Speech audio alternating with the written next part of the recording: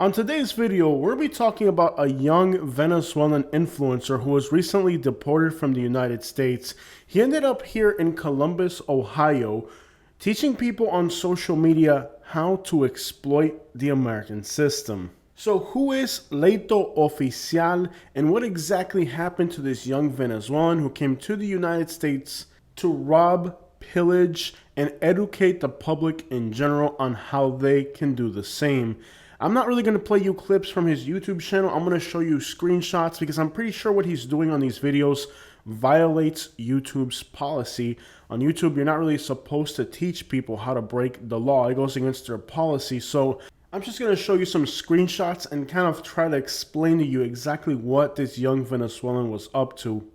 And to be fair, everything that he's teaching you on these videos are things that most of us who are somewhat street savvy already know exist and kind of do these things in some way or another if you're a shady piece of crap. But the notion that this guy put it on the internet and encouraged other people, like he laid out like a platform on how people could systematically pillage the United States. It's absolutely wild. And the crazy thing about it is that I do believe that this guy genuinely thought that this is what the president of the United States wanted immigrants to do. Like, he really believed that the American economical system was rigged up to where you could easily exploit it. And from the streets of Columbus, Ohio, he showed people exactly how they could take advantage of the American system. Let's just look at some of these video clips and just try to understand some of the things that this young man was trying to portray to the public. And it seemed like his target audience was other people in Venezuela, and then kind of like persuading them that there's thousands of come-ups here in the United States that you can easily obtain on the streets. Que la deuda en el hospital o en la clínica será paga automáticamente gracias a papá Biden. So part of this guy's scheme is knocking your girl up, getting her pregnant to receive food stamps. And everybody in the United States knows that hood rat people have been doing this for decades. But he goes on to explain that you don't have to pay the medical bills for this whole process. And now that I think about it, I have about $200,000 in medical bill that I have no idea how the crap I'm going to pay. It's kind of a thing in the United States. If you acquire some medical bills and you're not able to pay them, well, they just kind of sit there. And like I said, even I have about $200,000 in medical bills that I have no idea how exactly I'm going to be paying.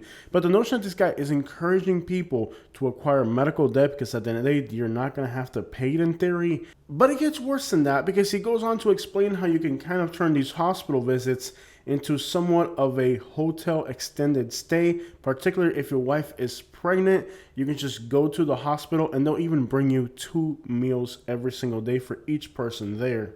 Now, we've all seen this and we all know this is the dirtiest trick in the book, but he teaches people then how to panhandle with children in car seats on the side of the road, and he talks about how much money he makes doing that. Now, on my YouTube channel, I've interviewed homeless people who panhandle with children, and I've questioned them about the morality of what they're doing.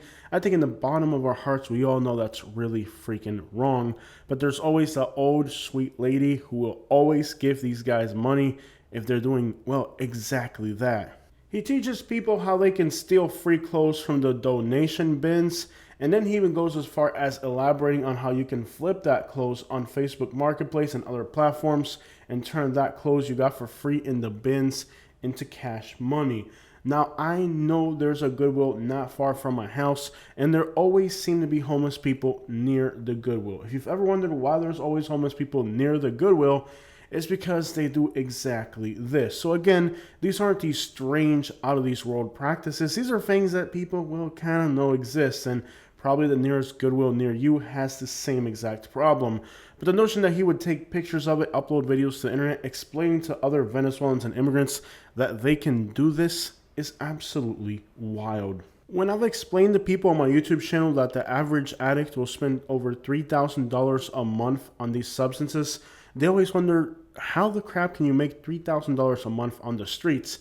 Well, this guy's YouTube channel is just kind of an eye-opening window into the world of crimes that are very profitable, have very little chances of, well, incarceration or prosecution, and is enough to make money if you have absolutely no shame at all. And I mean absolutely no shame whatsoever. If you watched my series that I did about a year ago about homelessness, you may remember how often we talked about how like the homeless were always near the Goodwills, or how the homeless would always be near those donation drop boxes.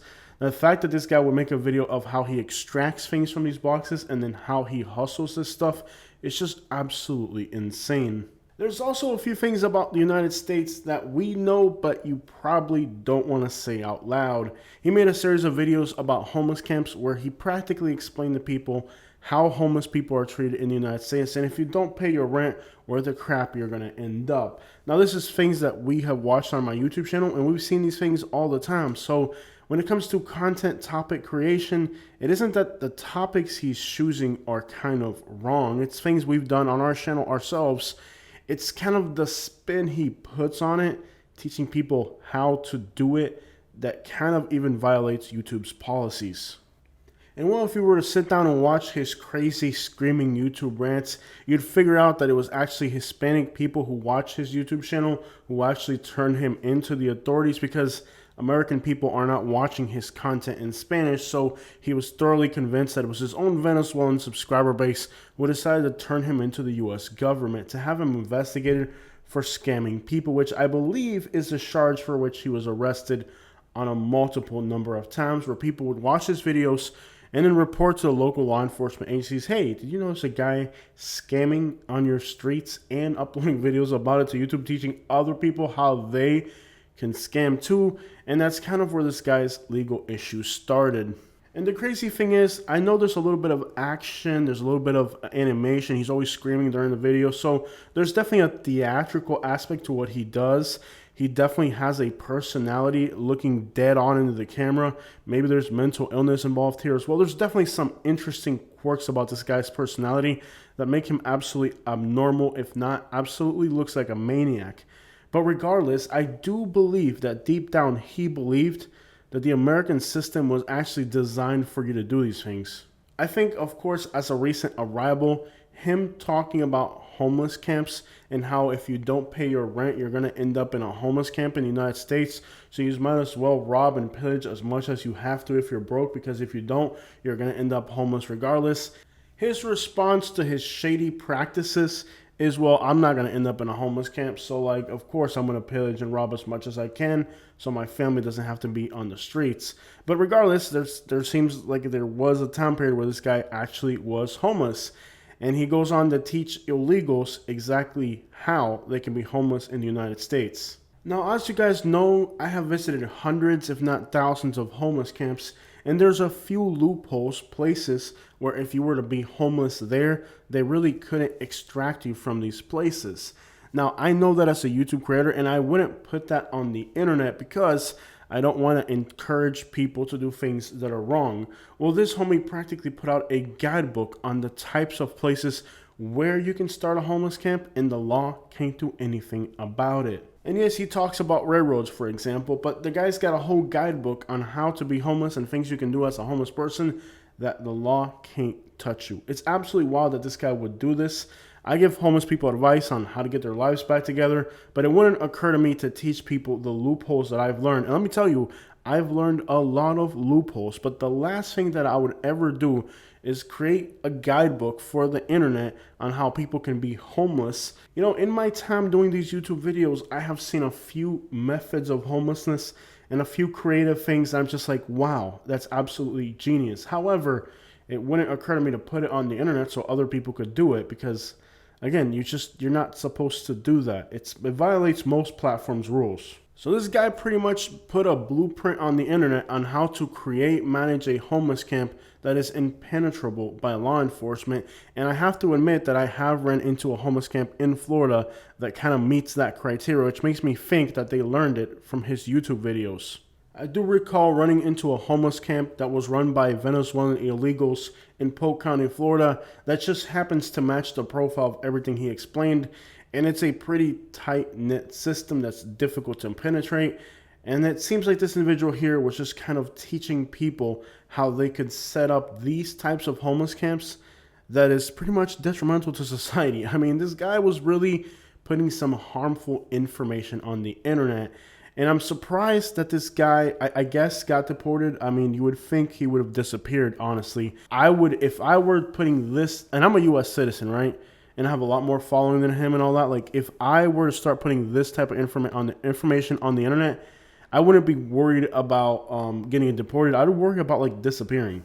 And by the way, kind of like, I got to reiterate that just about everything he's teaching people are things that I kind of already know through dealing with homeless people, knowing how they make a living, knowing how they hustle, knowing their, all their, like, these are things that, like, if you're graduated from the streets, you know about all these hustles, but it's stuff that you have to kind of like learn by being in that environment, not things you want to teach people on the internet. So anybody who spent like a large deal of time on the streets homeless would kind of be like a graduate of the streets, and they know all these different hustles. It's wild that he's teaching people in other countries to come do this stuff over here. But I think one of the wildest things this guy actually did is not only that you can easily get free vehicles that are left by the side of the road, but the notion that you can actually have law enforcement officers be glad that you're removing these dangerous obstacles from the roadway.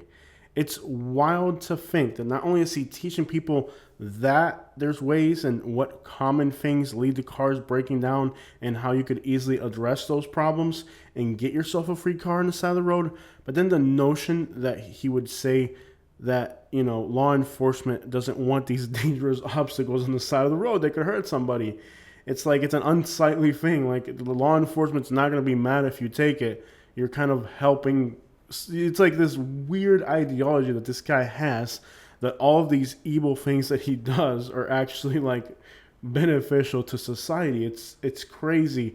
And again, I do believe that this guy genuinely believes that this is the way the United States system works, and he believes that it creates a great United States. Like, this is what makes America great, that you could just find a car on the side of the road. And then there's the videos that, like, where every time he encounters law enforcement, they throw themselves on the ground and start screaming for help, and other people get involved. It creates a huge chaos, and then the cops can't really handle the situation because paramedics are called, and then they get hauled off. And it's like just things that are just like yeah, I'm sure you could probably do that, but wow, you did it. And then he reminds people that he crossed 12 different countries to get to the United States, and he was homeless, vagrant, and kind of on the streets in every one of those countries, and that by now he's learned every trick in the book, and he's teaching people this stuff.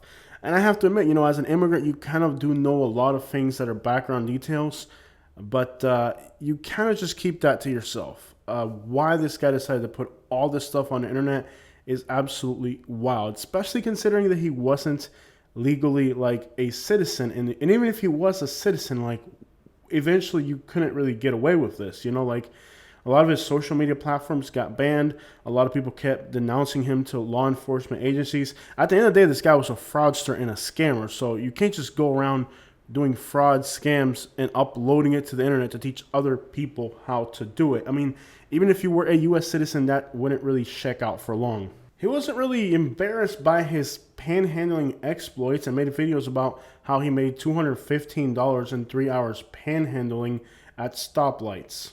Now, as you guys recall, I actually did panhandling on one YouTube video for my channel, and it was the most embarrassing thing I've ever done in my life.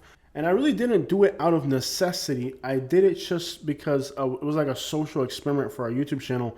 And when I did it, I really didn't. It didn't sit well with me. Like, even though I knew I wasn't doing it like for me out of a greedy desire, it didn't feel right. And even the money I got, I gave it to other homeless people. Like, it wasn't even for me. It just never set right with me. I could never wrap my head around the notion of like me teaching people a street hustle so that they could carry it out, and an embarrassing one at that. I mean, yeah, I think we all understand that if you panhandle, you could probably make a lot of money in some places. But deep down, despite the fact we know that you're not supposed to do that, the notion that he's telling people that it's okay to ignore those feelings and just do things that are wrong, it's crazy. And he's really not a hero for this. Allegedly, they say that the airplane he was on where he got deported, they had to escort him because all the other people that were getting deported with him wanted to get their hands on him. So like even people that are getting deported with him are like, dude, this guy is not, oh, he's not cool. Like even the Venezuelans that got deported with him, allegedly they had to like escort him separately because like the people on the plane wanted to get their hands on this guy. And you know, on his channel, he did say bluntly, this whole working thing isn't for me. This whole paying bills thing isn't for me. Like, I'm here to scam, defraud, and get deported. Like, he was very clear that this whole system of working and paying bills, like, he was like, hey, this ain't, I'm not cut out for this. He's like, I want to scam, defraud, make a few $100,000, and then get the crap out of here.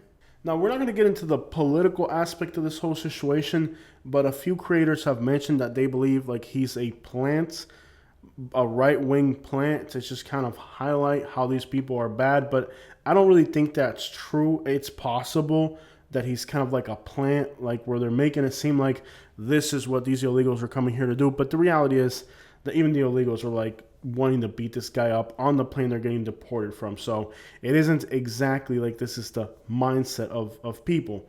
It's made a lot of headlines, and most YouTube creators that have made videos about this guy have been extraordinarily critical, calling him names and all these horrible things, and that they're glad he's getting deported. But actually, you know, I don't really think I feel so harshly about this guy as other YouTube creators. I mean, for crap's sakes, he calls Biden Papa Biden. I mean, it seems like it could be a plant, and that's possible. But at the end of the day, if you look at his facial expression, he does look like he's got some type of mental issue or anxiety issues. He has like a psychopathic look. So the homie's not straight in the head. He's definitely got some issues that he needs to work out. You can just look at his expressions and the way he talks and the way he kind of expresses himself that there's like a screw missing somewhere. Now, when I first saw his videos, I did think for a second, this is a plant. Like, this guy's doing this on purpose. Like, this is like a seed. You know, like somebody planted this guy to do these things, because it really seems, well, kind of illogical that somebody would kind of blatantly do these things out in the open like that. And it isn't even that. It's that he so perfectly matches the narrative of what the demonized Venezuelan immigrant is supposed to be, that it doesn't seem realistic. It seems artificial. And whether it's real or not, we will never know. But let's keep examining some of this guy's exploits. A lot of the things he did are actually not harmful. I mean, he teaches undocumented people how they can open bank accounts if they don't have any papers. I don't exactly think that's detrimental. A lot of the things that have to do with like illegality or being undocumented or not being a U.S. citizen are kind of like a mystery box. It's a process that once you're in it, you'll figure it out, but it isn't like laid out in front of you. And I think part of what he did is lay out the system in front of people. Like, for example, a lot of homeless people tell me that they can't open a bank account. This guy has no papers, and he's teaching you how to open a bank account with nothing. So there's many situations where like a lot of these things do exist. It's just how to do these things isn't available to the internet. And I do have to say that while there's a lot of malignant information on this guy's YouTube channel, there's a few pieces of information on this guy's YouTube channel like, wow, why hasn't anybody taught people these things? And the reason is because a lot of this stuff is kind of meant to be a mystery. It shouldn't just kind of be accessible and be out in the open for people to know. It's kind of that way by design. For example, he made a video on how to get amnesty, like international amnesty or something like that. Like, that's the type of crap that like if you qualify for it, like you'll show up and you'll get it. That isn't like the type of thing you want to put a blueprint on for the internet so other people can know how to qualify for those things. And again, I myself as an immigrant know 1,000 things about immigration information that you probably don't want to tell immigrants. It's something that like you don't want to give somebody a blueprint on how they can do these things. And again, I'm all for helping immigrant communities, but like there's a right way to help, and giving people a blueprint of what they're supposed to say probably isn't exactly something you want to put on the internet. Now, when it comes to like issues of like national security, for example, there's some things that they're not like written rules, but like you should just know that. Like, for example, we've been doing videos and we see like a large military movement. Like, there's no rule that says we can't record that, but like common sense would tell you don't record that. Or like, I've made videos in certain places, and I know that I shouldn't have made a video there because like I'll start to see things happen around the video, and then I'll go back to the town, do a video again, and like the whole thing happens again. And then I realize like, oh, I think, probably don't make videos here again. It might be a national security thing. Like, it's things that like in the back of your mind, you just figure them out and you know what's right and wrong. It's not a written rule. It's just something you have to figure out. But with this individual, it's kind of like those are the types of things he's trying to put out in the open. And while it may seem like it helps people, it really doesn't, because there's a reason why those things just kind of aren't in black and white ink. Now, as a YouTuber, I bring great stories to my audience. Every once in a while, I get a story. I'll have somebody send me an email or something or tell me a story. I'll be like, yo, I found out that I'm like, yeah, I don't doubt that's true, but yeah, I'm not publishing that. He goes on to explain specific methods and places and techniques of panhandling that are extraordinarily profitable. And again, I know a few homeless people who've told me like this is really like the low-key way to do this. And I know that, but am I going to go now and put that on the internet so other people can know how they can exploit people's feelings? Probably not. Hey, by the way, did you know there's a lot of natural resources in the United States that you can exploit? Like, for example, fishing. Yeah, there's fishing regulations, but they're barely enforced. I think all of us kind of know that there's a lot of natural resources out there that most of us are understanding that they're protected. And he just goes on to explain how like you can just exploit natural resources like wildlife that's protected, and the chances of you actually getting caught for exploiting these resources are very slim, which means that he just breaks down like the analytical reality that you could exploit these natural resources, and even if you were caught for it, it's not a type of crime that gets persecuted very often. So like, as long as you're not drawing undue attention while doing these things, you can get away with it. It kind of reminds me of the whole thing about Haitians in Ohio eating people's cats and dogs if nobody's looking. It's one of those type of things where it's like, yeah, like there is meat there, but like I'm pretty sure you don't want to do that. Hey, did you know that deer in the outskirts of many of these large cities are kind of very approachable? Like it's not like they're scared of humans. We know this, but do you have to make a video about it? I'm going to work on another video here soon for you guys about how immigrants in Florida have kind of depleted the natural resources of the state. And there's been arrests that kind of confirm that. A lot of the people who are arrested for kind of poaching and for kind of encroaching on natural resources are individuals who are recent arrivals who just realized the notion that, hey, there's natural resources kind of everywhere. Yeah, you think so? On most of his videos, he reminded his audience that he's an influencer travel blogger and that it's up to the audience to fund his travels. As you guys know, I sold my house and I used that money to fund my YouTube channel. And I also work very hard so that me and Katie can be able to travel. He just believes that he has to tell his audience that it's their responsibility to make sure that he has money so he can be a great YouTube traveler, because that's what he was meant to be. Like, he wasn't supposed to be working in landscaping or not. He was supposed to be a YouTube like a giant influencer, and he can't do it unless people that watch this live stream give him money. So he constantly reminds his audience that it's their responsibility to make sure he's not a failure. If he fails, it's because his audience let him down. If you've been watching my YouTube channel for a while, let me remind you, just playing. It's horrible, because then he also goes on to teach people how on social media they can kind of scam and finesse their subscribers. So he uploads videos about how you can get your subscribers, your audience, like to guilt trip them into sending you large sums of money. And, over the years, I have had subscribers see us in a situation and help us. But the notion of kind of like purposely doing that over and over again to kind of finesse your subscriber base or your following into giving you money because they think you're in hardship is absolutely insane. Now, I remember when we left Alabama and moved back to Florida, we were practically living in our car, and I did make videos talking about our situation, knowing that those videos would lead to donations, and we got a few donations off it. But it was like a one-time thing because we were actually in that situation. But it seems like with him, it's kind of like a repetitive theme over and over again of how he's even making videos about the fact that he makes videos getting people to give him money. It's absolutely wild that this guy just finds an edge and just keeps running with it over and over again. It's kind of like, as an Uber driver, I've discovered a few hacks that will get people to give me like large donations. Like, there's Uber drivers that go around telling people that they're hurt or whatever, or they have this huge health complication, and people will give them a crap load of money because they feel bad for the fact they're working even though they're sick. Now, I learned that because I was actually sick, so I stopped telling people that because I didn't want to feel like I was using my impediment, my crutch, as a ladder. And, like, I try to earn my tips through giving people good service, not into kind of like guilt tripping people into giving me tips. And this is kind of what he does with his subscribers. It's like, sometimes it naturally happens. Like, I've had a live stream where I'll talk about my day and somebody will give me a donation. And then I realized, oh, the reason they gave me the donation was because of this.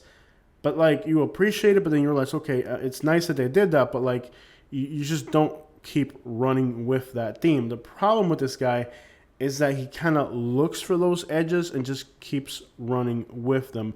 And again, these things, whether you're Uber driving or a YouTuber or whatever occupation you have, you may discover like a life hack that kind of works to your advantage. And you just realize, okay, it worked that one time, but like, I'm not going to keep running with this.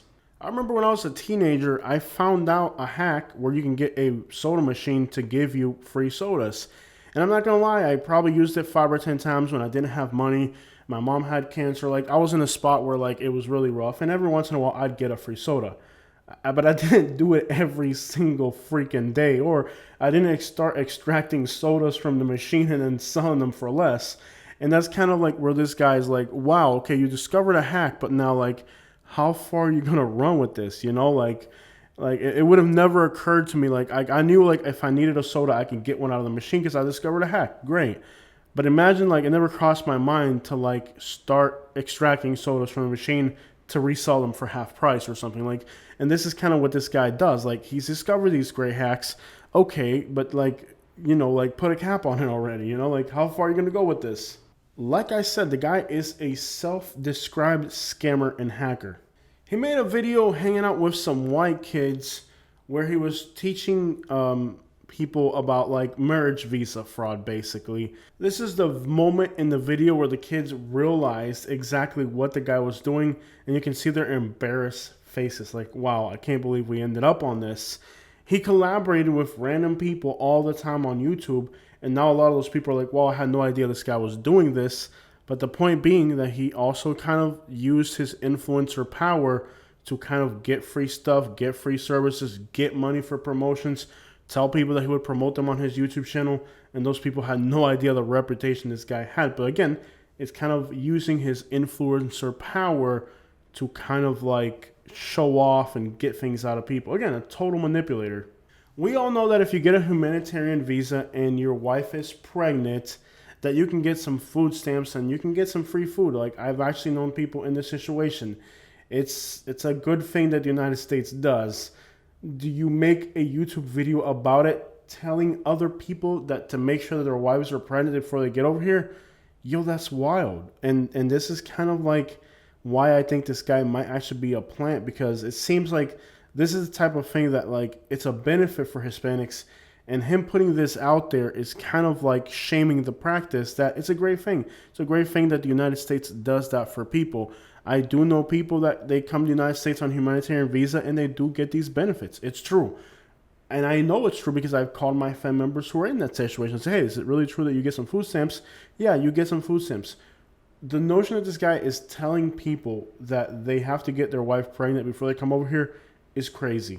And this is why I think this guy might actually be a plant, because it's absolutely abnormal that somebody would go online and brag about getting food stamps. Like, these are not how-to like videos. These aren't like tutorial videos of like, hey, by the way, if you're coming over here and your wife is pregnant, there are some benefits that can help you. It ain't like that. It's like, yo, man, I'm at the store and we're getting some milk and these white people got to work for their milk and we're getting it. It's like, dude, like, that is so unreal. That's why I do believe this guy might have been a plant, because you just wrap your head around the notion that he's not like, okay, like a tutorial, like, okay, if your wife is pregnant, make sure you get these benefits at this website. No, it ain't like that. It's like, oh, these white people got to work and I'm over here getting this crap for free. It's making too much of a statement, and that's why I do believe this guy might be a plant. And don't get me wrong, here in the United States, there are cultures that kind of embrace this exploiting the system mentality. Now, this young man was living in Columbus, Ohio, but when he was deported, he was actually deported closer to Cleveland, Ohio. In Cleveland, Ohio, there's somebody called Bone Thugs and Harmony, and they have a song called The First of the Month. In West Virginia, there's more food stamp recipients than anywhere else. In Louisiana, there's more public housing recipients than anybody else. There's more than one song about exploiting the system. The issue is that he's a migrant, a recent arrival, in a time when migrants are not in the best of favor in the United States.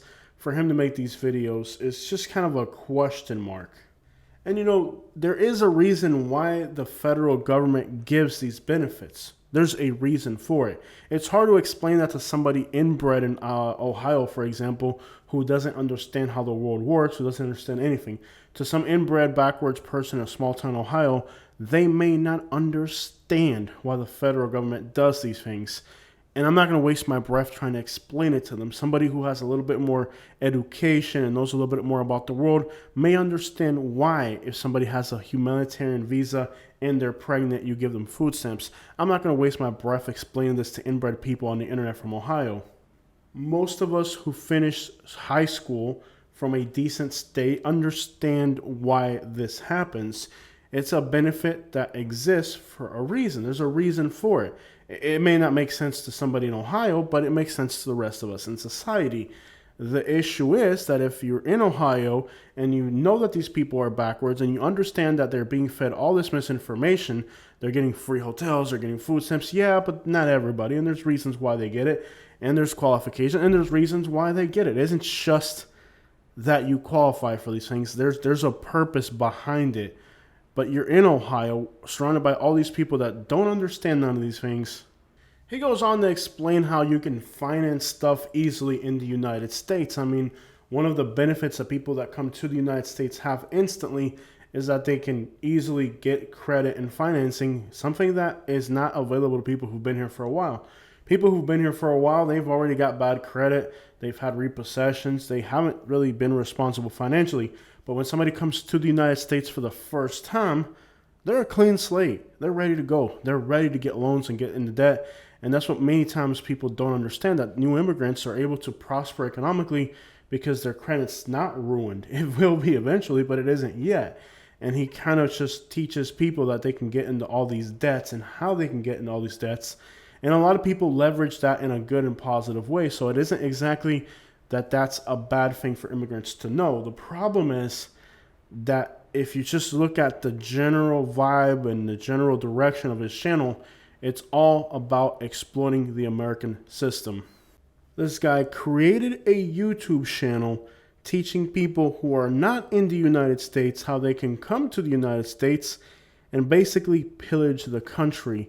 There's more videos on his channel. There wouldn't be enough time to talk about all the rackets he's teaching people, but there's things like how you can change tags at the stores. There's things like how you can go into Dollar General, when you can steal at stores, when you can't steal at stores. There's things like how you can buy clothes from a store and then return it after lightly using it. These are kind of like crimes, but they're not crimes that are easily, they're kind of like larceny type crimes.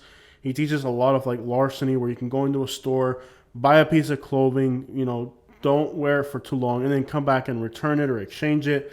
They're basically like little larceny rackets, and I think they call it boosting here. That's what the homeless people call it here in Florida, boosting, where they kind of go into stores, they buy things, return them, exchange them, and it's kind of like a never-ending cycle of like refreshing and recycling the money from an initial purchase. So that's a larceny crime, and it's very common among the homeless population.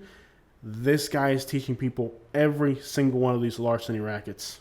And again, the issue with larceny rackets, it's like you could discover something accidentally that works and repeat it and it works again.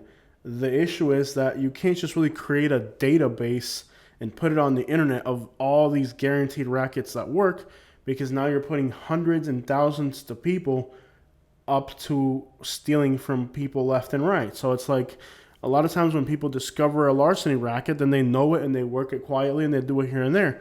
The issue with this dude is that he's practically creating a handbook of larceny rackets and teaching people how to do those things.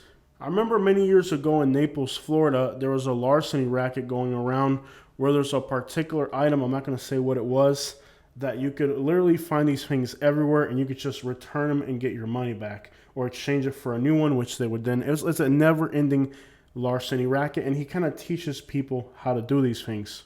But well, he got deported and his baby is a U.S. citizen because it was born here. Now, allegedly on social media, there's videos from the girl and she's saying she wants nothing to do with him. She wants to live her life as a U.S. citizen and she wants to have her baby here. Now, the baby's a U.S. citizen, so the baby is not Venezuelan. She may have an opportunity to stay here, but she is complicit in this guy's videos and scams. And she's always in the background laughing, not saying much. But nonetheless, she was with him as he did all these rackets. So now she's trying to clean her hands and say, well, I mean, it was him doing the videos. I was never part of it. But no, you were living underneath his roof together with him. And you probably were, partaking in all of his rackets and all his scams. So now she's trying to like say, well, now he's deported. I have nothing to do with him. He was a narcissist. He was controlling me. And I'm glad that now I can kind of live my American dream without him. She might get deported soon too because she was doing part of the whole thing. And I don't know if she is even deportable. She might not be deportable. I'm not sure. She might be Puerto Rican or Cuban or some other nationality.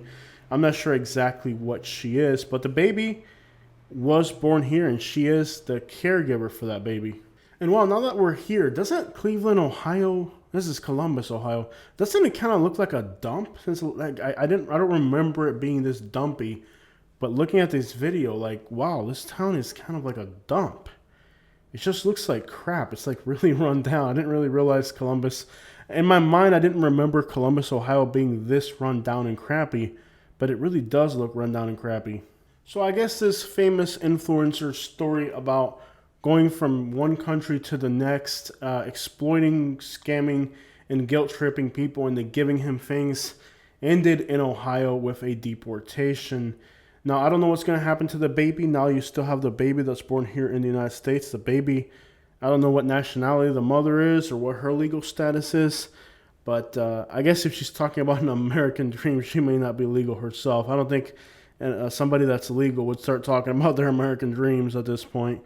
But at the end of the day, wow, like this is crazy to think that this guy actually put all this information on the internet. A lot of it's still on YouTube. I don't know why YouTube hasn't been flagged for this guy yet because it seems like there's a lot of violations.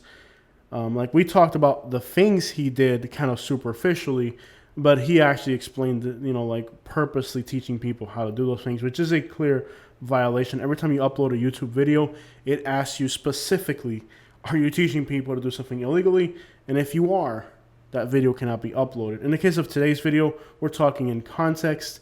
He's talking in like, this is how you do it. All right, and that's what I've understood looking at this guy's YouTube channel about what he was doing. Now, a lot of other YouTubers talked about their opinion about what he did. I'm not going to be too opinionated on this. I feel like this guy could have actually helped other people, but instead of helping other people, he decided to hurt society. And of course, to basically just completely finish demonizing the Venezuelan immigrant. We know what the current laws in the United States are. There's no impunity, there's no amnesty, there's no help, there's no humanitarian nothing. Venezuelans that came on a temporary status are all going to get deported, and him at the forefront, of course, with his behavior. Now, this guy had some serious misconceptions about what the United States is about. For example, in his videos, he talked about how you have freedom of speech in the United States. So, like, you're absolutely able to just do all these things and talk about them liberally because it's a free country. Nobody's going to come arrest you because you made a video about what crimes you committed, except for you committed the crimes. And that's kind of the problem, that if you're on a temporary status and you commit a crime, you're going to get deported. And it seems like he committed more than one crime and he angered more than one person. It just blows my mind that somebody, but I do believe this is not a normal person. This isn't normal behavior.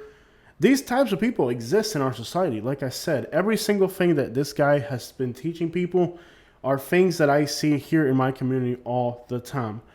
But there are people who do those things quietly, and those people that do those things know that the internet isn't the place for those types of things. But again, maybe for this guy coming from Venezuela, he just doesn't understand all those things.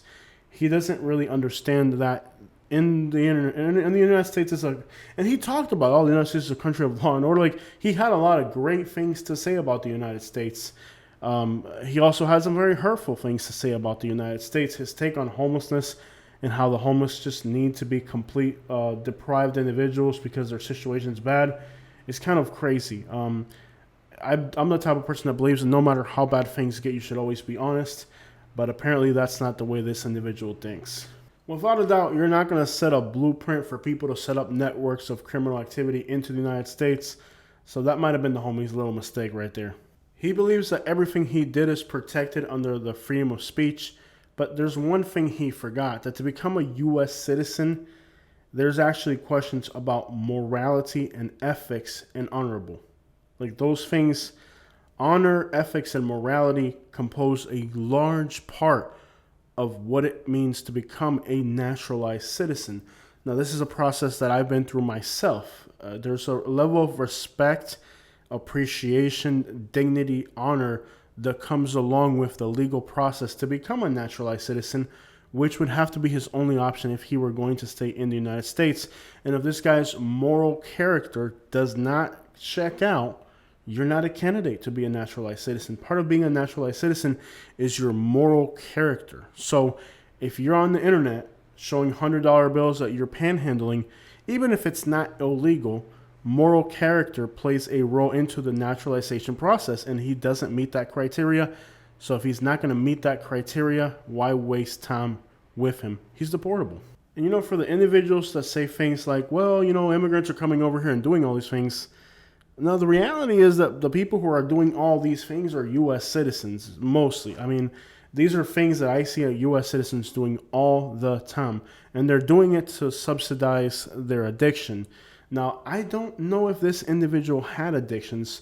Judging by his erratic behavior, his wide open eyeballs, and the fact that he's always screaming, I do believe he may have had an addiction or substance abuse problem. I mean, he has all the criteria for his behavior, being homeless, all this erratic behavior would probably indicate that. But assuming I wouldn't know if he was consuming or not. But I do know this. For the most part, most people who do these types of things, these shady behaviors and practices and scams and frauds and larcenies and things like this, are individuals who are doing it to supplement their addiction. And that's what most Americans are using it for. It seems superficially, right? Because I don't know if he's got an addiction or not.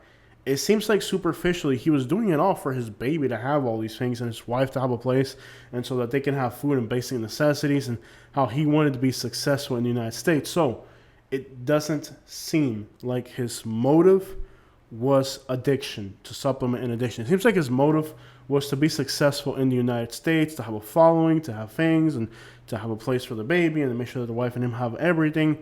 And basically, he was just really happy that those things were and resources were available.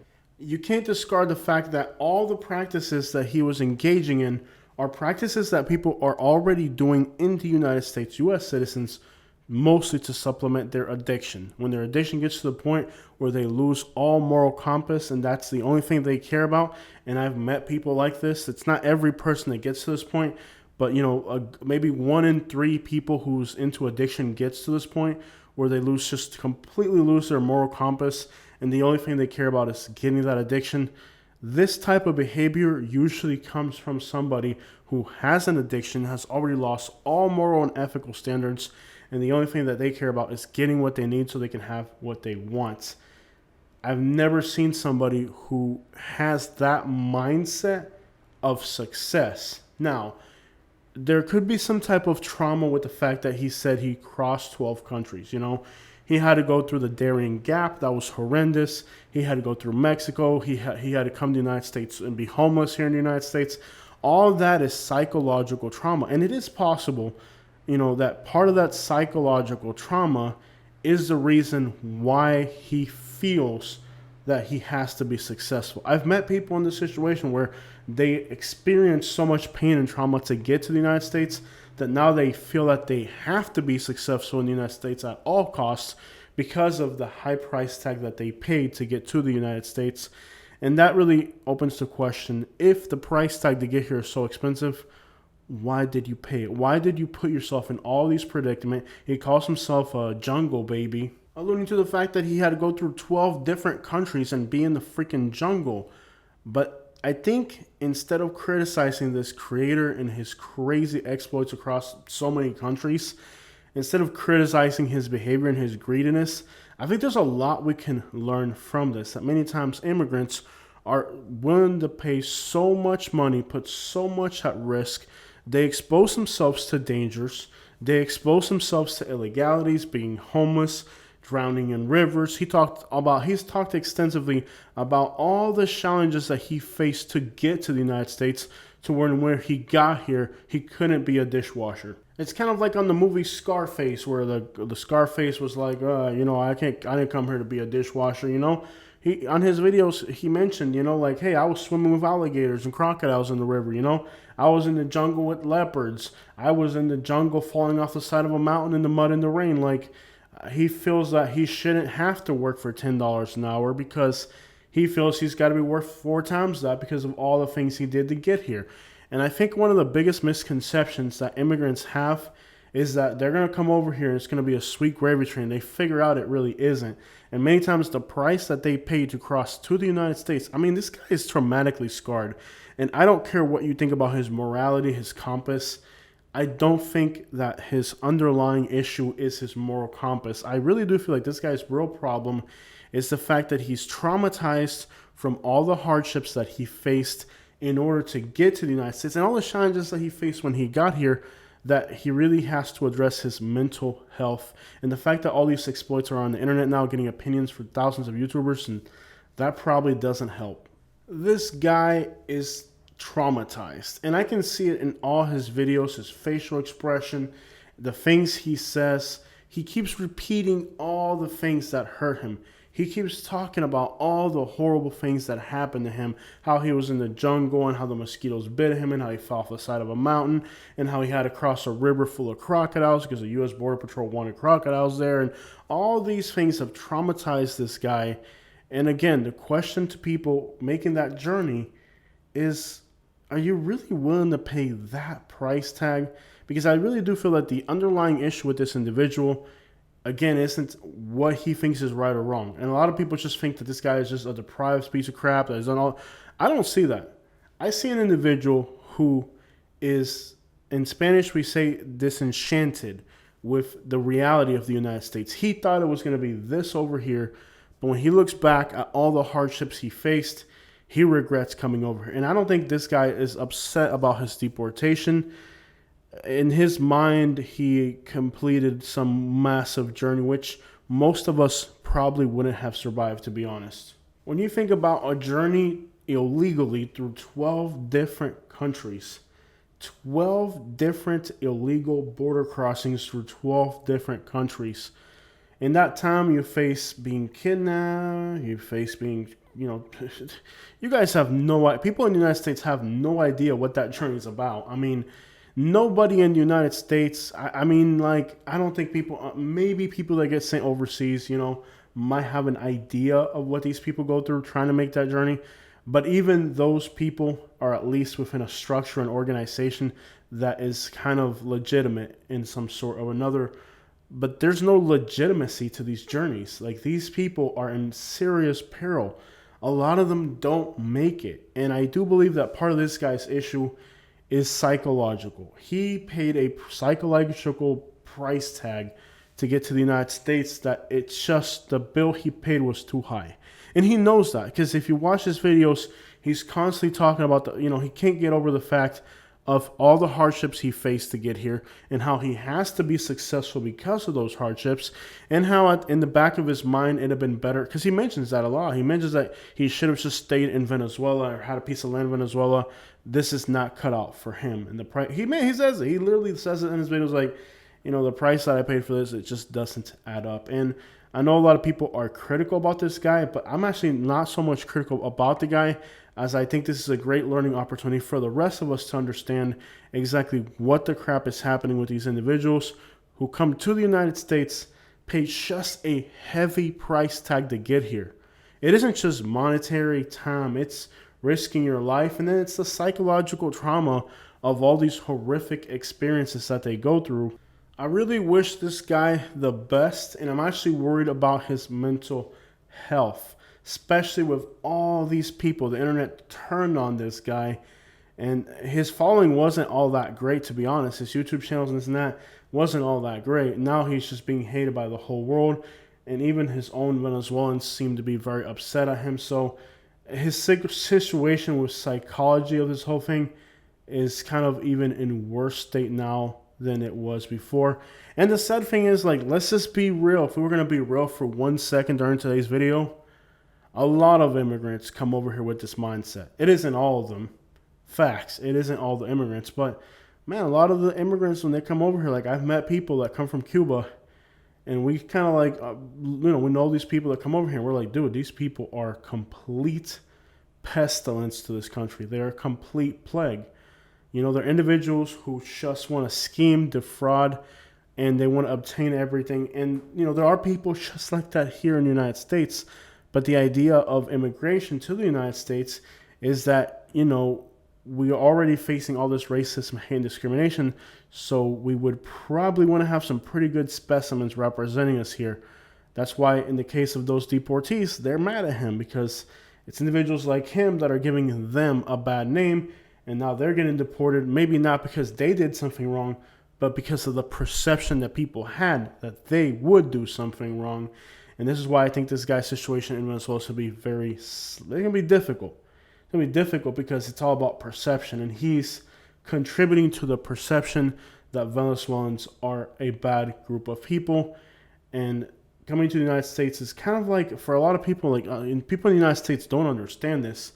People in other places in the world, since the time they're little, the music that they hear is American many times, the movies that they watch, the brands that they wear, just there's so much idolizing of the United States culture and branding that goes along with it, that from a young age, like, you have kids, like, I remember when I went to Cuba in 2011, like, you'd see little kids that are just like little kids, 7 years old, and they tell you, I want to move to the United States. That's what they want, because they're hearing people talk about it. They're hearing their parents talk about it. They hear their friends' parents talk about it, They see people when they're angry and they're upset, like, I want to leave this country.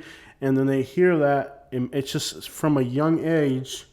And a lot of people in the United States do not understand this. Like, here in the United States, people think, oh, we're doing a campaign telling people. Like, now they're doing this thing where they're putting campaigns in other countries, paid media campaigns in other countries to tell people in other countries not to come to the United States. They don't understand that. People here in the United States don't understand that there's a little kid right now in a Pacific, all over the world, every country in the world, there's little kids right now who are in a good country. They have good opportunities. Their families are wealthy and they're good. They don't need to come over here. But for some reason or another, the American branding, the music, the clothing, the brands, the things that they hear are influenced from a young age to believe that they need to come over here. And these kids, it's already in their brain. They're already programmed that they're going to do this. And while this guy is a complete idiot for the most part, you gotta acknowledge the fact that he did cross 12 borders illegally on foot and made it all the way to freaking Ohio, out of all places. And you can't knock the guy. You gotta give the guy credit where it's due. I mean, he didn't just go from Venezuela to the United States border. He ended up all the freaking way up there in Ohio. Like, there's people that are born in Florida and have never been to Ohio. This guy was born in Venezuela and went to Ohio. So you can't knock the guy's hustle. I mean, and just like that, throughout the whole world, there are kids who are from a small age programmed to think that they're going to come over here. And it doesn't matter what immigration policies are. It doesn't matter what happens to them when they come over here, how big the punishment is, whether it's legal or not. There are just kids all throughout the world that are just programmed that this is what they want to do. And no human effort on earth is going to stop them. This is not going to end, because there's always people that want to do this. And I learned this on my trips to Cuba. Like, there's kids that's just from a small age. Perhaps this has happened to other people who've traveled abroad to other countries, but like, you're minding your own business. Like, I was in a small little town in Cuba, like little country town out in the middle of nowhere, And this little kid came up to me and told me, "Hey man, you're American. I'm gonna go to America when I grow up." Like I'm like, "You don't want to be a doctor, lawyer?" He's like, "No, like this is what I want. This is what I'm doing." And they see you're American, come up to you and try to tell you that because that's what they want. And how do you change these kids' minds? Like a little kid that age, that's what they want. And it's happening to kids all over the world. Like it's a thing. It's always been a thing. And I don't think that's ever going to change. And I don't think no human effort could ever stop kids that are like that, because that's what they think and that's what they want. It's like when I was little, I kind of already had a camera in my hand when I was like 12 years old or something. Like that's what I wanted, and that's what you go out and get no matter what. So the dedication that these kids are going to have as they grow up to get over here, it's programmed into their blood. It's what their life goals and dreams are. And this individual here, he definitely is a bad specimen of an immigrant, but there's a lot of things we can learn from this individual situation.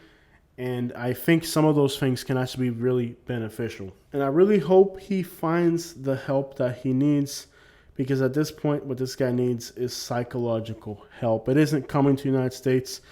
He's traumatized with his success. And the crazy thing about a lot of those kids is a lot of those kids could actually be very successful in their own country, but they think that this is what they need to do, and it isn't. For a lot of people, coming to the United States is not what they need to do. And I guess deportation is, for a lot of people, the realization of maybe it isn't what I need to do. Like, because I've always said this on my YouTube channel, talking about immigration, people that come over here, like, I hear people like, well, I paid $20,000 to get smuggled in the United States. I'm like, dude, I live in the United States. I can't come up with $20,000. If somebody took me ransom right now and my life depended on it, I don't think I could come up with $20,000 if I called everybody on my phone that like owes me a favor or something. So like, the crazy thing about like Dominicans, Guatemalans, Brazilians, Venezuelans is that when you're like, oh, I spent $20,000 to get smuggled over here. I'm like, bro, I'm a U.S. citizen. I couldn't come up with $20,000. How were you able to come up with $20,000 in your home country?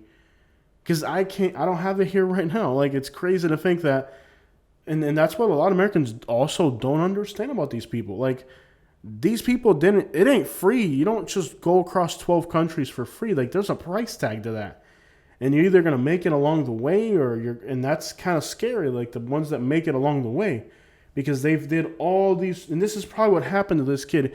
This kid, since the moment he left his house in Venezuela, he made it along the way. And he probably did a series of horrendous acts along the way to get here, And by the time he got here, he didn't have a moral compass. He just went through 12 countries raiding and taking whatever the crap he could. And it's already like that pattern before he got here had already started, the pattern of taking and the pattern of it has to get done.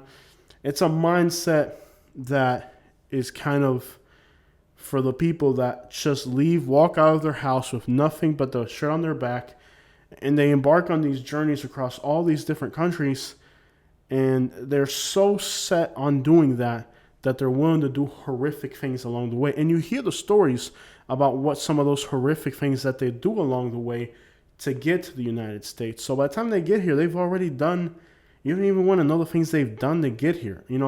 They've already paid a price tag that isn't sometimes even monetary. They've paid a price to get to this country that is too high. And the reality will never, and their expectations and reality and the price that they paid to get to this country is too high. I don't even know how to explain it other than perhaps you save everything, you put everything you got into a stock, and the next day the stock is worth 3 cents. I don't know how to explain it. The price that these guys are paying to get over here is too elevated. The expectations do not match the reality, and it leads to a huge disappointment. And then the reality that perhaps they did all these horrible things for what? To come over here and then get deported. Pointless. All those people that were hurt along the way, along this journey of destruction that you created, for what? Because you can't even be here. You're going to get deported, and then you're going to go back to your home country and realize that, maybe there was an opportunity right where I was. But now it's too late. All your actions are done.